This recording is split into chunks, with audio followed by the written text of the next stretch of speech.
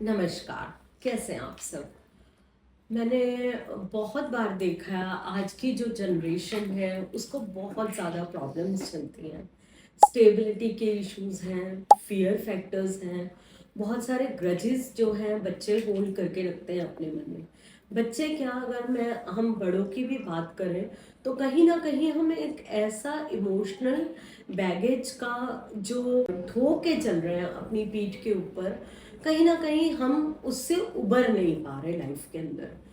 कभी किसी चीज़ की परेशानी, कभी किसी चीज़ की परेशानी, कभी किसी चीज़ की परेशानी, कभी कुछ ग्रजेस होल्ड कर रखे हैं, कभी किसी को माफ़ करने में बहुत ज़्यादा दिक्कत आती है, कभी गुस्सा बहुत ज़्यादा आता है, कभी खीज आ जाती है, कभी हम सेटिस्फाई नहीं हो पा रहे।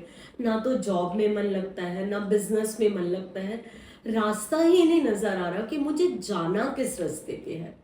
आप सबको मालूम है कि इसका कारण क्या है? इसका कारण कहीं ना कहीं हम सबके पास है, हम सबके अंदर है। हम सबको पता है कि हम इस मेटेरियलिस्टिक वर्ल्ड के अंदर है, जहाँ पर अगर हम सब कंसिडर करें तो हम सब एक आत्मा या एक सोल ही तो है।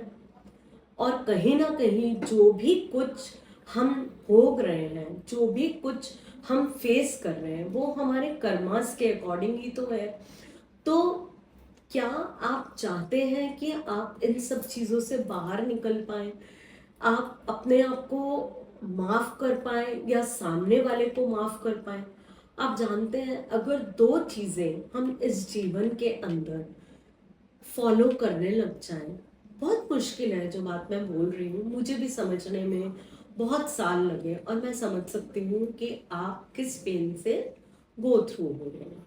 जब हमारे अंदर एक्सेप्टेंस आ जाती है ना, तो माफ़ करना भी आसान हो जाता है, चाहे वो कोई भी व्यक्ति हो, चाहे वो हमसे बड़े ही कौन है कोई क्यों ना हो, चाहे हमारे माता पिता क्यों ना हो, चाहे हमारे बड़े भाई बहन क्यों ना हो, या कोई भी ऐसा रिश्ता जहाँ पे हमें प्रॉब्लम हो रही है एक दूसरे को माफ़ करने में, एक दूसरे की गलतियों को समझने में। समझ सकती हूँ, लेकिन आप करके देखो। अगर आप ये दो चीज़ें ज़िंदगी में अपना लोगे ना, सॉरी बोलना और लेट गो करना, तो जीवन का ये जो रास्ता है ना, बहुत आसान हो जाएगा कहीं ना कहीं। ये जो हर रोज़ की जद्दोजहद, जो हर रोज़ की लड़ाई से हम लोग जूझ रहे हैं, जो आजकल के बच्चे इमोशनल इम्बैलेंस से जूझ रहे हैं, एंजाइटी है, फियर है, डर है, कहीं ना कहीं ये सब चीज़ें इन्हीं सब चीज़ों को रिप्रेजेंट करती हैं। और कहीं ना कहीं आपको मैं बताऊं, देखिए जो हमारी शरीर के जो चक्रास है, 7 चक्रास मेन है, नहीं तो हमारी बॉडी के अंदर 200 से ऊपर चक्रास हैं। तो अगर आप अपने रूट चक्रा को सबसे पहले बैलेंस करो, तो आप देखोगे, कहते हैं ना, जिस घर का बेस मजबूत हो या जिस मकान की नींव मजबूत हो, उसको गिराना थोड़ा मुश्किल होता है।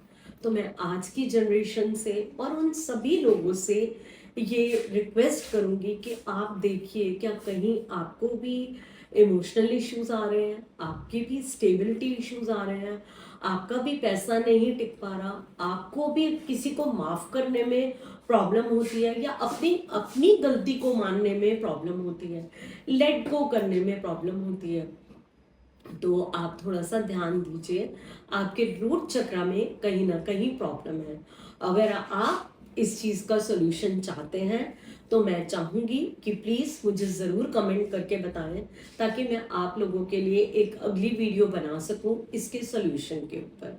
और अगर आपको वीडियो पसंद आई है, और अगर आपके किसी रिलेटिव को, आपके किसी दोस्त को ये हेल्प कर सकती है, तो प्लीज़ इसको लाइक करें, सब्सक्राइब करें और वीडियो को शेयर ज़रूर करें। क्योंकि मैं चाहती हूँ कि जैसे मैंने लेट गो करना, माफ़ करना सीखा, क्या मैं इससे किसी की मदद कर सकती हूँ? तो प्लीज़ मुझे कमेंट में ज़रूर बताइए।